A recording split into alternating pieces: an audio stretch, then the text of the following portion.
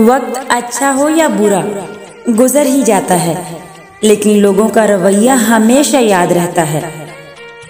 वक्त बदलेगा तो इस बार मैं पूछूंगा उससे, वक्त बदलेगा तो इस बार मैं पूछूंगा उससे, तुम बदलते हो तो क्यों लोग बदल जाते हैं।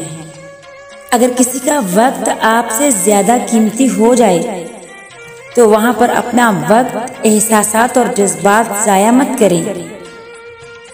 जब कोई दुख दे तो चुप रहना सीखिए। किसी को वापस जवाब देकर उसके लेवल तक न जाएं।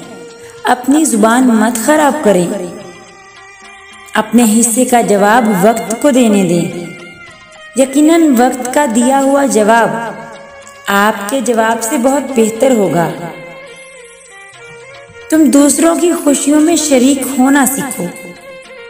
अल्लाह तुम्हें खुशियां देने में देर नहीं करेगा।